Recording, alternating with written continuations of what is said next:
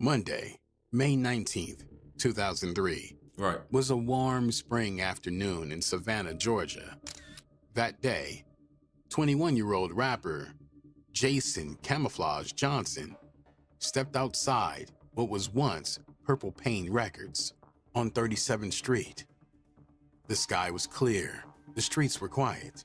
In his arms, he carried his 16-month-old son. Just a short trip to the car. But Yeah, then, son. I without ain't know that. warning, came the sound that would change everything. Gunfire.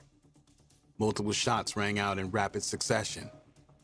In the confusion, witnesses reported seeing a young man collapse to the pavement. The baby, miraculously, was unharmed.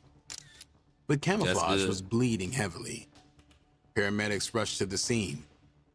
The rapper, barely past his teenage years, and once thought to be Savannah's breakout star, was loaded into an ambulance and taken to Memorial Health University Medical Center. Okay, I'm gonna pause it right here.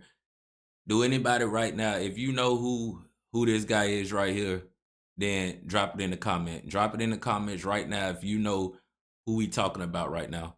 I know y'all know his name is Jason Camoflauge, but if you know a little bit more, then drop it in the comment. Let me know what you know.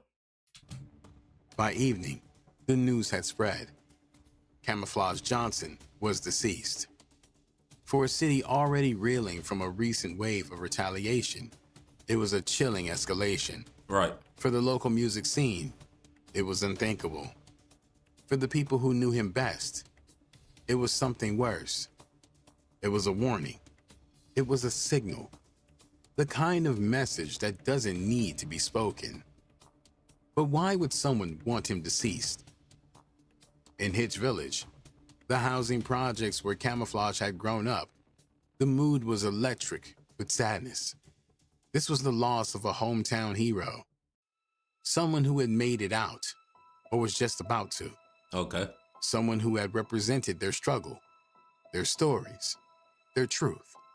One reporter who covered the scene later recalled, "I remember the overwhelming sadness displayed by the people who lived and worked in the neighborhood where the shooting happened, where Camoflauge's studio was," she said. The fact that this local musical star was shot and hit in his very own town that helped form him was jarring, to say the least. Okay.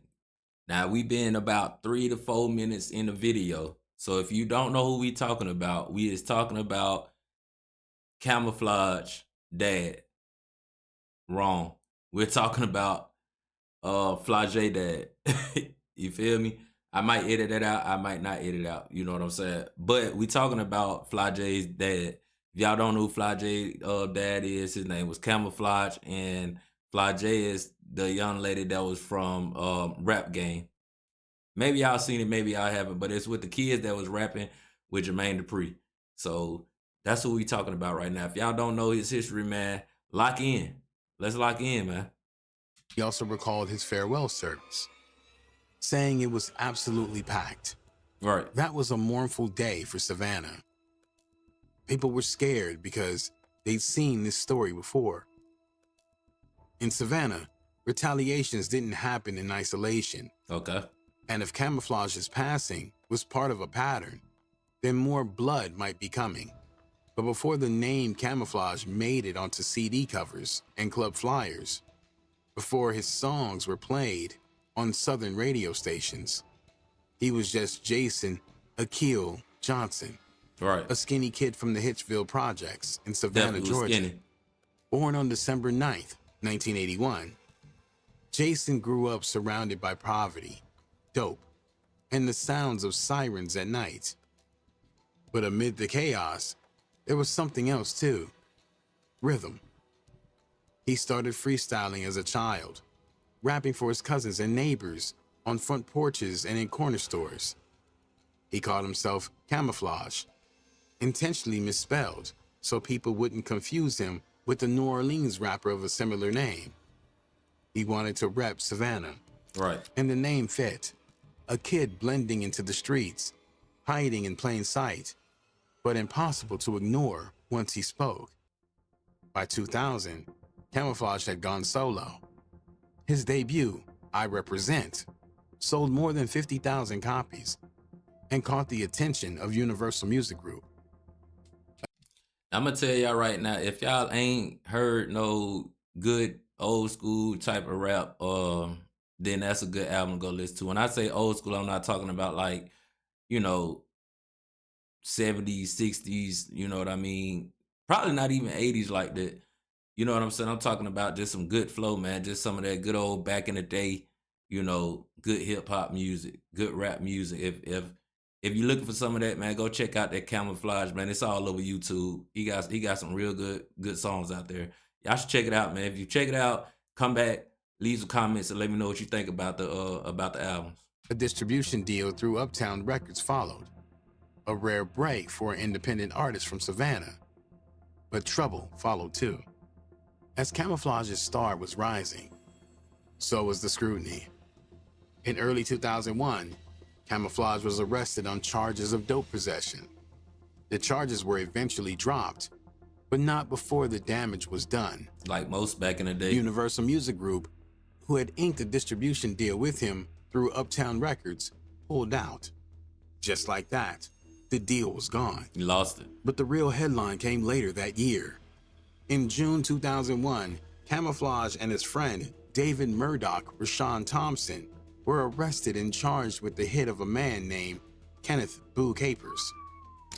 Savannah police alleged the two were involved in a lethal shooting that had gang ties to Hitch Village, a claim that shocked many.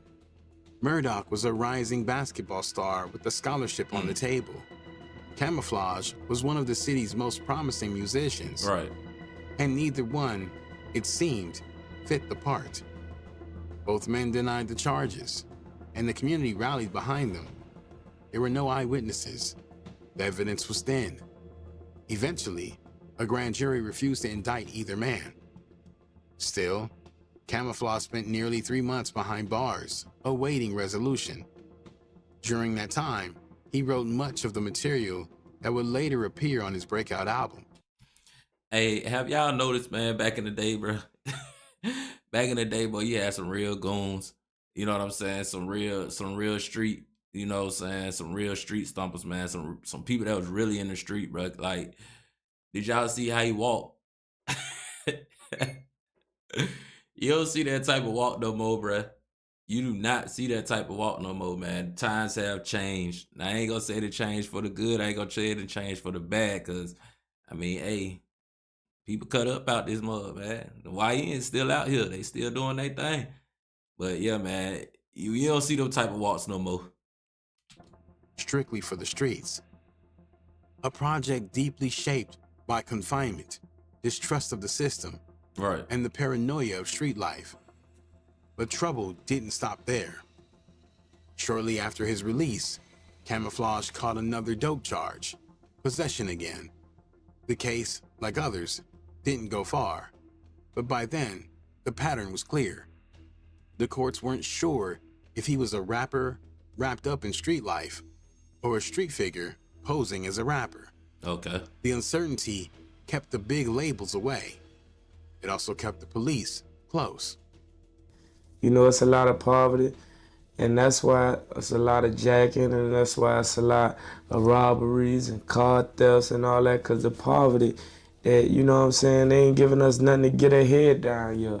So all these young cats out here who ain't never been to high school and all they know is the streets, they struggle, you know, and when the drought come around, it's a lot of robberies, you know, and it's a lot of violence out here in these streets, man. So definitely it's the poverty, lack of everything.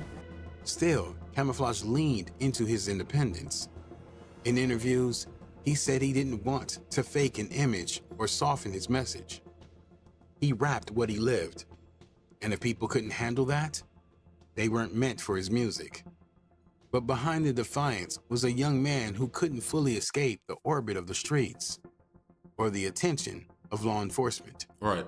The first shot in Savannah's chain of retribution came just after nightfall on Friday, May 16th, 2003. Felix Scott was sitting in his pickup truck near the Fred Wessel's homes, a public housing complex on Savannah's east side when gunmen opened fire.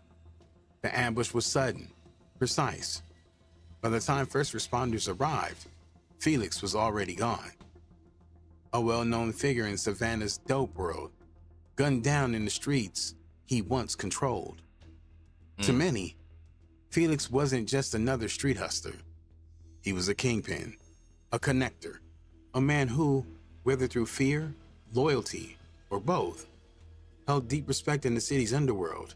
It is what His it is. passing sent a ripple of fear and fury across Savannah. But in the shadows, it was more than just shock. It was suspicion. Because the story that emerged wasn't just about who hit Felix. It was about who Felix saw coming. According to widespread street rumors, Felix had made a grim prediction. Before the meeting that night, he told family and close friends that he was going to see Jason Camoflauge Johnson, the rapper, the hometown star, and he was clear, if something happens to me, it was Flauge. That wasn't paranoia, it was preparation. Right. Some versions of this story claim Felix even left behind a list of names, a chilling premonition scrawled out in case the night went sideways. So he already knew that his chances of surviving or living a long life was slim to none. You know, he already made a list for the police or for whoever comes across it that, you know, he got people that want him dead. Crazy situation, but that's what it sounds like, man. It did. Felix didn't survive the meeting, and within hours, the streets were boiling with whispers that Savannah's rising rap star had just pulled off the unthinkable. The setup and passing of a beloved local dope figure. And the motive? Robbery. Camoflauge and associate, You know that. Michael Grant, had allegedly plotted the move together, whether out of desperation, retaliation. It says Camoflauge rapping about hitting Felix Scott's girl. This is alleged as there is a few rumors to why he was killed. Also rapping about getting shot a month or two prior to his death and having money on his head as well. Or ambition. The story went that they ambushed Felix, took what they wanted, and left his body behind. If that's true, they barely had time to enjoy the spoils. The shooting was ruthless and deliberate. All right. Multiple rounds, center mass. Grant didn't make it far. He collapsed on the pavement, bleeding out just steps from where Felix had passed away hours earlier. The message was unmistakable. This was retaliation. Swift, unhesitating, and calculated. Michael Grant was a close associate of Camoflauge, a fellow Hitch Village native, and according to rumor, the man who had helped orchestrate Felix Scott's hit. The streets buzzed with the same chilling narrative, that Camoflauge and Grant had lured Felix into a meeting under false pretenses, then robbed and hit him. If true, Grant was the first to face consequences. In fact, many believe he never stood a chance. The timing was damning. Felix was hit late Friday night. Grant was deceased before sunrise Saturday. It was as if someone had been waiting, watching for confirmation. And once they had it, they acted. Police immediately suspected that Grant's passing was part of a chain reaction, a vendetta unfolding in real time. In fact, within days, Savannah authorities identified a 19-year-old suspect named Dorian Orr in connection with Grant's passing. Orr was from the same neighborhood as Felix and had known ties to Felix's circle. He fled Savannah shortly after the hit, prompting a manhunt across state lines. But on the street, no one was waiting for an indictment. Grant's body hadn't even cooled before the city braced for more, and the signs were everywhere. Closed blinds, hushed phone calls, and parents ushering children inside before dark. See, I didn't even know Savannah even got down like that. I've been to Savannah a few times in my lifetime, but I did not know Savannah was, you know, as ruthless as I done heard throughout the years. You know, if you don't know about Savannah, man, go look it up. Savannah had seen these patterns before, and everyone knew what was coming next. The next bullet, the next body, the next name on the list. Michael Grant's passing didn't end everything. It ignited it. Camoflauge was said to have appeared on a local radio station, and what he said poured gasoline on the fire. He paid tribute to Grant on air, speaking as though the war wasn't over. "Mike, we gonna ride for you," he allegedly said. A declaration, a threat, a mistake. Less than 24 hours later, Camoflauge was deceased. By the time Jason Camoflauge Johnson's body hit the pavement outside Pure Pain Studio on May 19, 2003, Savannah had become a city on edge. In just 72 hours, 3 men, Felix Scott, Michael Grant, and Camoflauge, were gunned down in what seems to be connected, targeted hits. In less than 24 hours, the same 3, oh my.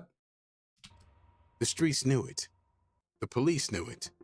But proving it, that was something else. Law enforcement scrambled to contain what many quite feared was a full-blown gang war. Publicly, they held back, calling it a string of violent incidents. Privately, they launched a special task force, a detective squad dedicated to unraveling what happened and who was responsible for each life that was taken. Eventually, Orr agreed to a plea deal, 10 years for voluntary manslaughter. Not a confession, but an admission that going back to trial might lead to worse. That was the only conviction to 10 come years from that ain't that long. blood-soaked week. But Camoflauge's legacy had long been cemented in Savannah. And in 2023, Camoflauge had been revived in a sense. His music expanded well beyond Savannah, thanks in large part to a daughter he never got to meet. Okay, now that's Flauge right there. Y'all like I said a little early in the video, y'all might know what I'm talking about, but she was in the rap game, and I ain't gonna cap. She was not one of the best ones back then, but now to this day, yeah, man, Flauge go in, man. If you ain't heard her, go check her out. Flauge Johnson moved to Atlanta when the girl was 8 because she was determined to pick up where her dad left off. She went to pursue hip-hop in the rap capital of the world. Turns out, she was pretty good at both basketball and rapping, doing more than her dad could have ever dreamed of. As far as the status of his unsolved homicide case, Camoflauge's assailant has yet to be identified for now. Rest in peace, Camoflauge.